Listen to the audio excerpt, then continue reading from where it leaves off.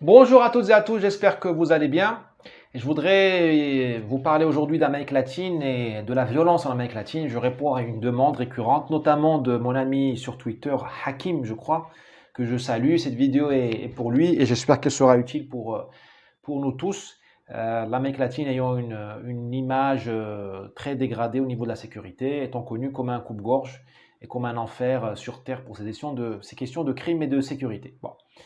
Donc je voudrais essayer de jeter une lumière sur ça avec quelques nuances, sans prétendre bien sûr à l'exhaustivité.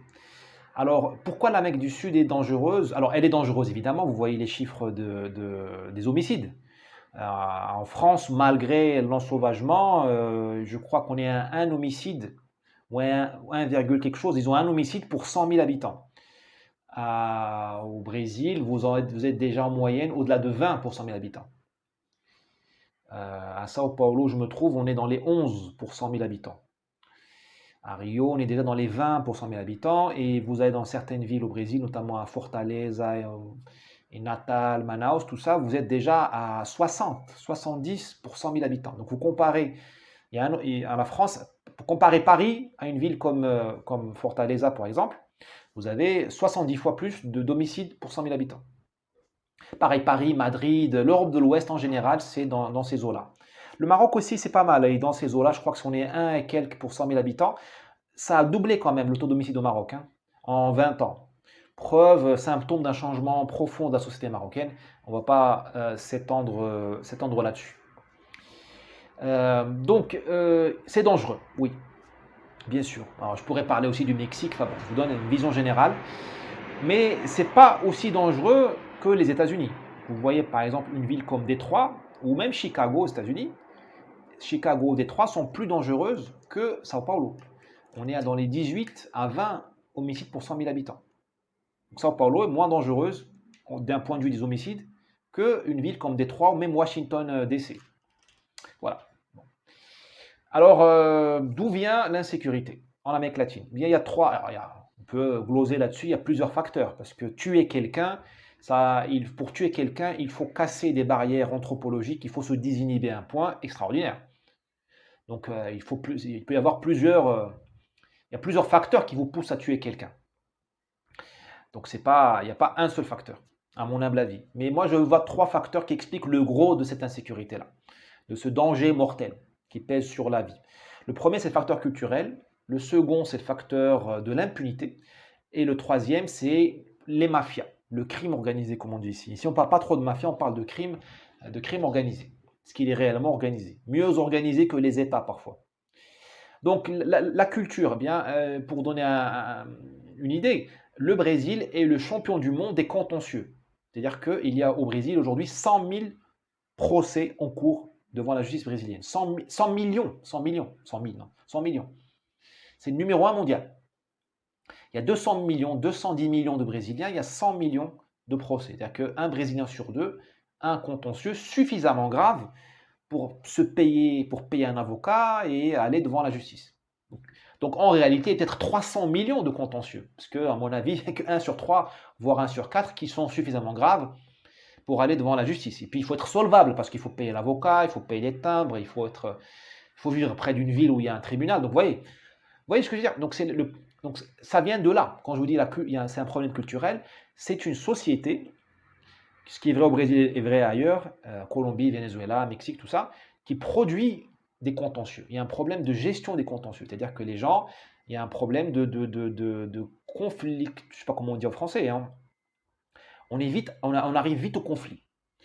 Alors de ça, ça éclaire le reste. Donc le Brésil, premier champion du monde des conflits judiciaires, contentieux, il est aussi, comme par hasard, ce n'est pas un hasard, le champion du monde des homicides. Ici, il y a 70 000 homicides par an. Bon, avec Bolsonaro, ça a baissé. Mais ça reste quand même le champion du monde des homicides. Ici, il y a eu plus de morts qu'en Syrie. En 10 ans, il y a eu plus de morts au Brésil du fait des homicides qu'en Syrie à cause de la guerre civile. C'est pour vous dire. Donc ces contentieux mènent aux homicides. Vous êtes aussi ici au cœur, dans le ranking, dans le top 10 des viols, alors que nous avons l'impression que, il n'y a pas, entre guillemets, et le viol On pense que le viol est plutôt une histoire de culture répressive, archaïque, comme la culture indienne ou hindouiste ou autre, où les femmes sont cloîtrées, non. Eh bien, ici, tu es dans le top 10 du ranking du viol au monde. Alors, il faut manipuler les statistiques du viol avec beaucoup de calme et de prudence, puisque c'est un crime qui est sous-reporté, sous-notifié, donc faut y aller. Mais bon, ça en dit quand même quelque chose. Alors pourquoi c'est une culture qui crée des contentieux? Pourquoi c'est une culture où la violence, elle est spontanée? Plusieurs sociologues s'y sont mis. Alors vous avez les paresseux qui vous disent oui, c'est à cause de la pauvreté. Je m'excuse, l'Égypte est très pauvre, l'Égypte est beaucoup plus pauvre que le Brésil, pourtant c'est pas un coupe-gorge. Voilà, ça n'a rien à voir avec la pauvreté. La pauvreté peut jouer un rôle évidemment, mais c'est pas ça. À mon humble avis, ça vient de la culture méditerranéenne, parce que la population, le fond de peuplement du Mexique jusqu'au Chili, ce sont des Italiens, des Portugais, des Espagnols. Sauf que ce ne sont pas des Italiens d'aujourd'hui, de 2022, ce sont des Italiens du Moyen Âge. Hein, alors que la conquête de l'Amérique, ça a commencé au XVe siècle. Et sachez que le Moyen Âge en Italie du Sud, en Espagne, au Portugal, a duré jusqu'au XXe siècle. Hein. La France a fait sa révolution industrielle, cognitive, scientifique au XVIIIe. Hein. L'Italie du Sud, Naples, la Sicile, c'est resté moyenâgeux jusqu'à maintenant. Allez, jusqu'au début du XXe. Hein. Vous voulez vérifier ce que je dis, regardez la Corse. L'archaïsme de la culture corse. Problème d'obéissance à l'État. L'État de droit n'arrive pas à s'installer tout à fait en Corse. Vous avez des mafias partout. Vous avez des clans. Vous voyez, il y a une ceinture de l'extorsion en France. Il y a à droite d'une ligne qui va de Bordeaux à aller à Lyon. Si tu es patron de boîte de nuit, tu dois payer l'extorsion, le racket, et tu peux mourir. Au-delà de cette ligne, tu vas au nord, de cette ligne Bordeaux-Lyon, tu seras peut-être racketté, mais tu ne risques pas de te faire fumer. Voilà, la corruption en France, c'est un phénomène d'abord du Sud-Est. Et plus tu vas vers l'Italie, plus tu as ces problèmes-là. L'Italie du Nord, c'est pas l'Italie du Sud. L'Italie du Nord, c'est Milan a un excédent commercial récurrent avec la Chine. Naples, c'est sans appel. Hein. Tu fais ce que tu Naples, Reggio Calabre, la Sicile, tu peux mettre toutes les aides européennes que tu veux, ça ne bouge pas. La culture est archaïque, la culture est teintée de clanisme, de corruption et d'une violence qui est là, quoi. Et qui était la même violence qu'on avait en Europe du Nord. Mais avec la civilisation des mœurs qu'il y a eu en Europe du Nord, grâce au catholicisme, grâce à d'autres phénomènes, on a purifié l'âme des gens, on les a empêchés. Et c'est quand même drôle de voir que l'Église catholique qui a dominé la politique italienne, espagnole, portugaise jusqu'aux années 70, elle n'a pas réussi à purifier les âmes. Vous voyez, le français, il a été purifié en profondeur. On a fait du français un pacifiste, même l'allemand. On oublie la Seconde Guerre mondiale. Au-delà de la Seconde Guerre mondiale, l'allemand est un type pacifique, empêché. Il s'arrête au feu rouge, il respecte la loi. Le Suisse, l'Autrichien, le Hollandais, l'Anglais. Alors que vous avez en Italie du Sud, en Méditerranée, en Grèce, tout ça, vous avez en Corse, je vais me faire beaucoup d'amis en Corse, je crois. Vous avez des phénomènes qui sont archaïques et de désobéissance. À mon humble avis, l'Église n'a pas réussi ce qu'elle a réussi au nord des Alpes. Elle n'a pas réussi à travailler les âmes en profondeur. Bon, c'est une théorie, ça peut se discuter. Donc cette Méditerranée-là archaïque, elle a été transportée en Méditerranée. Elle n'a eu aucune incitation à changer, puisque l'Amérique du Sud est tropicale, il y a de l'eau, il y a de la terre, et tout ce que vous faites pousse. Donc il n'y a pas eu de révolution intellectuelle, mentale, cognitive, comme il y a eu en Portugal. Le Portugal d'aujourd'hui n'a rien à voir avec le Portugal des années 60 ou du XVIIe siècle. L'Andalousie n'est plus une terre, on va dire, sous-développée. Il y a eu l'Italie du Sud, hein, ça reste bloqué encore. Mais bon, il y a quand même eu des évolutions. Ici, il n'y a pas eu besoin d'évolution, parce qu'il y a tout. Pourquoi tu vas changer quand tout va bien? C'est le problème qui arrive à l'immigration maghrébine. Cette immigration maghrébine est une chance gâchée parce qu'elle arrive en France, on la connecte à la CAF et aux aides et aux allocations sociales. Les gens gardent les travers du Maghreb, corruption, blablabla, famille dysfonctionnelle, refus de l'éducation, mépris de l'excellence. Je stigmatise, je vais vite, hein, bien sûr qu'il y a des gens très bien dans l'immigration, Mais l'immigration, les gens ne changent pas, ils ne s'assimilent pas. Pourquoi? Parce qu'il n'y a pas besoin de s'assimiler. Ils ont à bouffer. En Amérique du Sud, c'est la même chose. Les Italiens qui sont arrivés ici, les Portugais, les Espagnols, qui étaient dans un Moyen Âge tardif, ils sont restés au Moyen Âge. Parce qu'il y a tout ici. Les palmiers, le coco, le soja, tout pousse tout seul. Tu travailles un peu, ça pousse tout seul. C'est pas le Maroc, c'est pas l'Italie du Sud.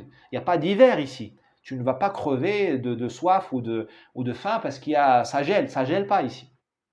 Bon. Donc, cette culture a gardé son archaïsme, a gardé sa brutalité, et qui se manifeste aujourd'hui par ces contentieux, cette violence.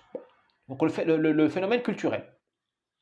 Vous me direz, il y a eu des immigrations allemandes, japonaises, syriennes, arabes au Brésil, mais elles ont été absorbées. Les Japonais du Brésil ne vont pas en prison, ils ne commettent pas de crimes, mais ils n'ont pas été suffisamment nombreux pour modifier le Brésil en profondeur. Ils se sont tropicalisés, ils sont devenus des Portugais, comme tout le monde. Pareil pour la culture libanaise qui a beaucoup réussi ici au Brésil. Tu ne trouves pas de Libanais ou de Syriens ici en prison, ni dans les hold-up contre les banques, ni dans les homicides, ni comme victimes, ni comme agents, ni comme agresseurs, comme assassins. Mais ils n'ont pas été suffisamment nombreux pour imposer leurs valeurs aux Brésiliens. Ils ont fait une place aux valeurs brésiliennes, aux valeurs colombiennes. Il y a beaucoup Shakira, rappelez-vous, libanaise ou Colombie, mais ils n'ont pas modifié l'équilibre des valeurs. Ils n'ont pas été suffisamment nombreux. Pareil pour les Allemands du Brésil, pareil pour voilà. C'est triste à dire, mais les permanences restent. Hein. Vous ne trouvez pas d'Allemands brésiliens ou d'Autrichiens du Brésil en prison. Très peu. Vous ne trouvez pas de Japonais en politique au Brésil, parce que la politique est très sale ici. Les Japonais ont un code de l'honneur, ils ne veulent pas salir. Donc ils ne deviennent pas députés. C'est intéressant, enfin c'est triste de dire, il y a des permanences. Ça, mais c'est comme ça, c'est la vie. Bon, donc ça, l'aspect culturel. Le deuxième aspect, c'est l'impunité. Ici, le laxisme pénal est une réalité. Un exemple au Brésil, pour aller en tôle, il faut que vous ayez été jugé, condamné, coupable, par 3 instances, c'est-à-dire le première instance, seconde instance et la Cour de cassation. Donc vous mettez 5 ans à aller en tôle. Voilà. Donc effectivement, hein, entre-temps, tu es libre. Ensuite, l'impunité, c'est que quand tu es pris en tôle, si c'est ton premier crime, tu ne fais que le 2/5. Donc tu as tué quelqu'un, tu prends déjà dans les 10-12 ans, et tu ne fais que 2/5 de ça. Bon, bien sûr, il faut bien se comporter en prison. Mais bon, c'est pas très difficile de se comporter en prison. De bien se comporter. Donc 2/5. Si tu tues quelqu'un et tu n'es pas pris en flagrant délit, c'est très difficile pour un juge de dire que c'est toi qui l'as tué. Il y a toute une histoire de flagrant délit. Donc quand tu tues quelqu'un ici, tu t'arranges pour t'enfuir 2 jours. Et tu te rends à la police 2 jours plus tard. Ça, c'est pour les crimes graves. Je ne te parle pas du reste, hein, les hold-up, tout ça. Et, ici, sur les homicides, la police brésilienne n'élucide que 5% des homicides. Ça veut dire que sur 100 homicides, il n'y a que 5 homicides où on connaît le coupable. Je ne dis pas qu'on l'a pris, si on le connaît. On sait qui c'est. Donc c'est la fête, quoi. L'impunité. On pourrait gloser sur le sujet longuement. Même chose au Mexique, même chose en Colombie, ça varie un peu, mais c'est une impunité qui est créée par des lois de gauche qui donnent cette prime aux assassins, et aussi par le dysfonctionnement des forces de police et de la justice. Dysfonctionnement, il n'y a pas que la corruption, il y a des guéguerres entre services. Au Mexique, il y a une guéguerre depuis longtemps entre la police fédérale, la police locale, la police des États. Le nouveau président de gauche a enlevé la police fédérale, je crois qu'il a bien fait, à voir, et il a mis une gendarmerie. Bon. Au Brésil, il y a la guerre des polices, je ne rentrerai pas dans le détail. Une guerre des polices qui fait que c'est le criminel, pour qu'un criminel ici, pris en flagrant délit par un flic, voit un juge, donc soit incriminé, soit réellement reconnu par. Tu prends quelqu'un pour un crime, tu n'es pas sûr que le juge retiendra le crime contre lui, parce que la police qui interpelle, elle l'emmène au commissariat, et là c'est une autre police, qui n'a pas vraiment intérêt à travailler. Donc elle va chercher des excuses pour relâcher le criminel. Et si le criminel n'a pas de chance, il est vraiment retenu par le commissaire, il y a le commissaire qui dit voilà, je reconnais que tu as commis un crime, je sais pas moi, un larcin ou un hold-up ou je ne sais quoi, eh ben, il faut que le commissaire fasse un papier, enfin toute la paperasse, et qu'il arrive à convaincre le ministère public, le parquet, qu'il y a un crime.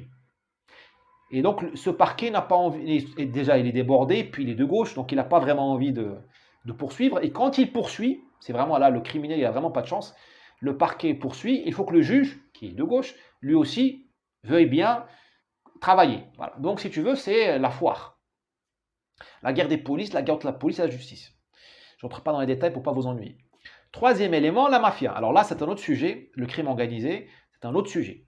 Donc là, en France, vous avez les caïds et les racailles. Ici, on n'a pas de racailles. Parce qu'ici, on n'a pas de problème ici de mauvais regards ou de cigarettes refusées. Ici, le problème n'est pas racial ou religieux. Parce que la racaille, elle fait une guerre raciale et religieuse. Elle s'en prend toujours aux mêmes dans un conflit racial-religieux. C'est le petit français de souche qu'il faut exterminer. Ici, il n'y a pas ça. Ici, il n'y a pas un problème racial. Il y a des problèmes de racisme, mais si la criminalité, elle n'a pas un moteur racial. Le type qui va t'aborder avec un gun, un revolver, il n'a rien à faire que tu sois blanc ou noir, ou japonais, ou syrien, ou indien, ou mulâtre, ou métis. Il est dans une autre dimension. Ici, la fusion des races a eu lieu. Ici, tout le monde est catholique ou protestant, donc il n'y a pas de problème de djihad ou de maghrébin qui n'a pas digéré la guerre d'Algérie ou qui se croit persécuté par le lobby sioniste ou qui croit que tous les Français lui doivent une cigarette. Bon. Je ne mets pas tous les maghrébins dans le même sac, vous m'avez compris. Mais je note que 25% des prisonniers en France sont étrangers et plus de 50% sont musulmans, au moins. Bon, donc le problème ici, c'est que la criminalité, elle est gérée par des mafias qui sont un syndicat du crime. Et le syndicat du crime, c'est pas seulement une allégorie, une image, c'est que le type qui assassine ou qui agresse, il a le droit d'agresser. Il y a un crime, il y a un syndicat qui divise la ville en secteurs et qui permet tel ou tel crime par secteur. Ce qui fait que la ville de Rio est une ville bordélique, il n'y a pas d'autre mot parce qu'il y a plusieurs syndicats du crime qui ne sont pas d'accord entre eux, alors que Sao Paulo, il y a un seul syndicat du crime qui a divisé la ville en deux secteurs. Il y a le secteur des banlieues où il est plutôt sûr. Au fait, les banlieues ici sont sûres parce que le syndicat du crime ne tolère pas de hold-up dans les banlieues. Par contre, il tolère les hold-up dans les quartiers du centre. Il tolère les hold-up, les attaques contre les banques et les attaques contre les convois, c'est-à-dire les attaques contre les convois, les fourgons blindés avec de l'argent, ou même les attaques contre les camions d'Amazon où il y a de l'électronique. Et ce crime organisé, il donne une franchise, c'est-à-dire que tu peux pas, moi je peux pas, enfin moi. Imaginons, hypothèse d'école, j'achète une Kalachnikov, je vais attaquer une banque, je meurs. Avant que la police me tue, c'est le crime qui va me tuer, c'est le syndicat, parce que j'ai pas le droit. Je dois aller voir le crime organisé, je dois faire une demande et je paye une mensualité. Alors cette mensualité, cet abonnement, il permet de pouvoir travailler dans tel ou tel secteur pour tel ou tel crime. Et il permet aussi, quand tu vas en prison, d'être pris en charge par le crime organisé, qui va te donner une meilleure ration, qui va te donner un matelas, qui va te protéger ta vie. Voilà, donc c'est le Netflix du crime. Et ce crime organisé, il a un système judiciaire. C'est-à-dire que, par exemple, si un criminel s'en prend à quelqu'un en banlieue, cette personne en banlieue, soit elle va voir la police et là elle n'a pas grand-chose, elle va voir la police qui ne sait pas travailler ou qui travaille mal, elle va voir un juge de gauche qui ne comprend rien, qui ne veut pas punir, alors elle va voir le crime organisé et dit voilà, j'ai été volé, agressé par un tel, et c'est le crime organisé qui va faire la justice. C'est le crime organisé qui a un code pénal très clair, tout le monde le connaît, et ça s'appelle le tribunal du crime. Et il va punir, il va enquêter, il va punir. C'est pour ça que les banlieues sont plus sûres que les centres urbains. Je parle de l'état de Sao Paulo, de la ville de Sao Paulo, qui fait 22 millions d'habitants. À Rio, c'est compliqué, c'est différent.